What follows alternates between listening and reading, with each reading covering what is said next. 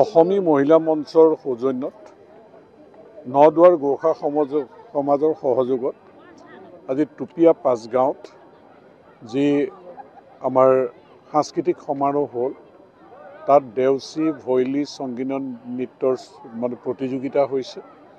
প্ৰথমতে 8টা জেগাত এই প্ৰতিযোগিতা হৈ তাৰ ফাৰ্ষ্ট ছেকেণ্ড থাৰ্ড ইয়াত অংশগ্ৰহণ কৰিছে।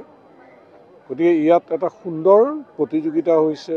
বিচাৰক আহিছে, অসম সাহিত্য সভাৰ সভাপতি আহিছে, অসম গোৰ্খা সন্মিলনৰ উপসভাপতি আৰু গোৰ্খা ছাত্ৰ সন্থাৰ অসম গোৰ্খা ছাত্ৰ সন্থাৰো উপসভাপতি আৰু আমাৰ আমা মঞ্চৰো ইয়াত দৈৱকী দেৱী আৰু নেপালী সাহিত্য সংস্কৃতি সুৰক্ষা মঞ্চৰো ইয়াত বিষয়ববীয়া সকলোৰে উপস্থিতিত এটা সুন্দৰ পৰিৱেশ আৰু অন্যান্য জনগোষ্ঠীৰ মানুহৰ সহযোগিতা আজি টুপিয়া পাঁচগাঁও এই প্ৰতিযোগিতা সুন্দৰকৈ অনুষ্ঠিত হ'ল। প্ৰতিযোগিতাত বঁটা বিতৰণলৈকে হ'ল আৰু বিশিষ্ট ব্যক্তি যিকেইগৰাকীয়ে বক্তব্য ৰাখিছে সকলোৱে এই আস্থা আৰু বিশ্বাসৰ মাজত আমাৰ অসমত যি সমন্বয় সম্প্ৰীতি এনাজৰীডাল টনকিয়াল হৈছে ইয়াত সাংস্কৃতিক এক জাগৰণৰ প্ৰয়োজনীয়তাৰ সম্পৰ্কত আৰু আধ্যাত্মিক পৰিৱেশৰ সম্পৰ্কত বিভিন্ন বক্তব্য ৰাখিছে। এই বক্তব্যৰ জৰিয়তে আমাৰ ল'ৰা ছোৱালী উপকৃত হ'ব আৰু প্ৰত্যেকে এটা সাংস্কৃতিক মন লৈ আচলতে ঘৰলৈ যাব। আৰু আমাৰ যি অসমী মহিলা মঞ্চ তেওঁলোকেও যথেষ্ট অনুপ্ৰাণিত হৈছে, কাৰণ দ্বিতীয় বৰ্ষত ভৰি দিছে। আজি বিপুল ৰাইজৰ যিটো উপস্থিতিয়ে তেওঁলোকক আৰু উৎসাহিত কৰিছে যে অনাগত দিনবিলাকত তেওঁলোকে আৰু শক্তিশালীভাৱে আগবাঢ়িবৰ কাৰণে সক্ষম হ'ব।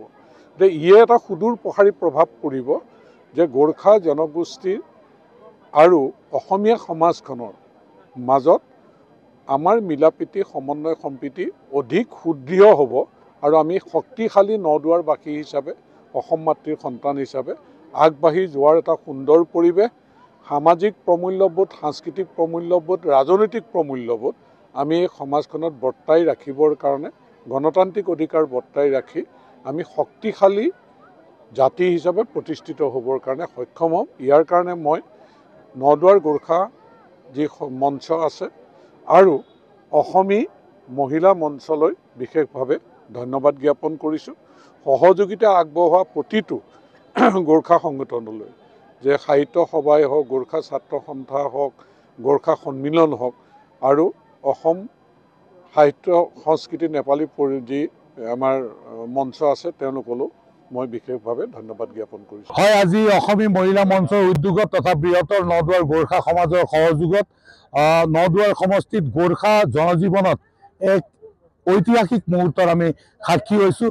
কাৰণ নদুৱাৰ সমষ্টিৰ 8টা আঞ্চলিক সমিতি, 8টা গোৰ্খা অধ্যুষিত এলেকাত আমি 8টাকৈ মহিলা সমিতি গঠন কৰি বৃহত্তৰ নদুৱাৰ গোৰ্খা সমাজৰ যি ভগ্নী সংগঠন অসমী মহিলা মঞ্চৰ উদ্যোগত আমি আজি ইয়াত আচলতে গ্ৰেণ্ড ফিনালে আয়োজন কৰিছিলোঁ। আমাৰ 8টা যি আঞ্চলিক সমিতিৰ উদ্যোগত আয়োজিত হোৱা সাংস্কৃতিক অনুষ্ঠান, তাত প্ৰথম পুৰস্কাৰ আজুৰি আনিবলৈ সক্ষম হোৱা শ্ৰেষ্ঠ দলসমূহৰ মাজত এই মহাৰণ আমি অনুষ্ঠিত কৰিছিলোঁ।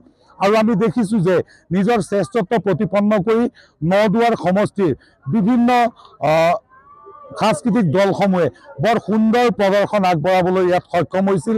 আমি আজি মুখ্য অতিথি হিচাপে আমি আমন্ত্ৰণ জনাইছিলোঁ আমাৰ এই যি বিশাল গোৰ্খা সাংস্কৃতিক সমাৰোহ, এই সাংস্কৃতিক সমাৰোহৰ সফল আয়োজনৰ ক্ষেত্ৰত মুখ্য ভূমিকা লোৱা আমাৰ বিধায়ক, জনপ্ৰিয় বিধায়ক পদ্ম হাজৰিকা ডাঙৰীয়াক আমি মুখ্য অতিথি হিচাপে আমি আমন্ত্ৰণ জনাইছিলোঁ। আৰু আমাৰ আমন্ত্ৰণ ৰক্ষা কৰি তেখেতে আমাৰ লগত আজি অনুষ্ঠানৰ শেষলৈকে থাকিল। লগতে আমি অসম নেপালী সাহিত্য সভাৰ সভাপতি ডক্টৰ চিন্তামণি শৰ্মা ডাঙৰীয়াক আমি আমন্ত্ৰণ জনাইছিলোঁ। আমাৰ জাতীয় সংগঠন সদৌ অসম গোৰ্খা ছাত্ৰ সন্থাৰ কেন্দ্ৰীয় উপসভাপতি দিলীপ গজুৱেল, অসম গোৰ্খা সন্মিলনৰ উপসভাপতি শ্ৰী অৰ্জুন চেত্ৰী, তেওঁ অসম গোৰ্খা ছাত্ৰ সন্থাৰ প্ৰাক্তন সভাপতিও। গতিকে আমি বিভিন্ন পাৰদৰ্শী ব্যক্তিসকলক মাতি বিচাৰক হিচাপে মাতি আজি এটা সফল অনুষ্ঠান আয়োজন কৰাত ৰাইজে যি ধৰণে আমাক সহায় সহযোগিতা আগবঢ়ালে, জাতি ধৰ্ম বৰ্ণ নিৰ্বিশেষে টুপিয়াৰ এই মহামিলন ভূমিত যিদৰে আমাক অসমী মহিলা মঞ্চৰ 8টা আঞ্চলিক সমিতিয়ে সহযোগ আগবঢ়ালে, স্থানীয় ৰাইজে আগবঢ়ালে, সম্পূৰ্ণ নদুৱাৰবাসী ৰাইজে যি ধৰণে আমাক এই অনুষ্ঠানভাগ আয়োজন কৰাত আমাক সহায় সহযোগিতা আগবঢ়ালে, সঁচাকৈ আমি অতিশয় উৎসাহিত। আজি আমি অসমী মহিলা মঞ্চৰ উদ্যোগত যি সাংস্কৃতিক সমাৰোহ আগবঢ়ালোঁ তাতে আমি বহুত সুখী হৈছোঁ। আজি যি এনেকুৱা ৰাইজৰ সমাগম পালোঁ তাৰ কাৰণে আমি বহুতো সুখী হৈছোঁ।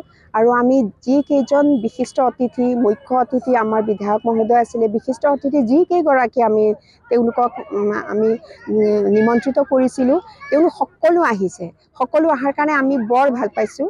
আৰু তেওঁলোকৰ যি আমাক লৈ পেলাই তেওঁলোকে যি ইয়াতে ভাষণ দিলে, আমাৰ অসমী মহিলা মঞ্চৰ হৈ তেওঁলোকে যিখিনি ক'লে তাৰ সেইটো কৈ পেলাই আমাৰ মানে উৎসাহ আৰু বঢ়াই দিছে। আৰু বিধায়ক মহোদয় ডাঙৰীয়াৰ ভাষণত তেওঁ আমাক আৰু নেক্সট বছৰতো আমাক মানে আৰু এটা এনেকুৱাই কিবা ডাঙৰ সাংস্কৃতিক প্ৰগ্ৰেমবোৰ কৰিবলৈ তেওঁ উৎসাহ আগবঢ়াইছে আৰু তেওঁ সদায় আমাৰ লগত থাকিব বুলিও কৈছে। আৰু আমি আজি ইমান ধুনীয়া এনেকুৱা প্ৰগ্ৰেম হ'ব বুলি আমি চাগে ভাবাও নাছিলোঁ। তাতকৈ আমি যিমান ভাবিছিলোঁ তাতকৈ বেছি হ'ল আৰু সেইকাৰণে আমি সকলো সুখী। আৰু আমি অসমী মহিলা মঞ্চই এনেকৈ মানে বছৰে বছৰে এটা নতুন ভিন্ন ভিন্ন ৰূপৰ আমি সাংস্কৃতিকে নহয়, আমি ক্ৰীড়াৰো এটা কৰিম বুলি ভাবিছোঁ। ক্ৰীড়া বা মডেলিং কিবা তেনেকুৱা বুলি আমি বিচাৰ কৰি আছোঁ।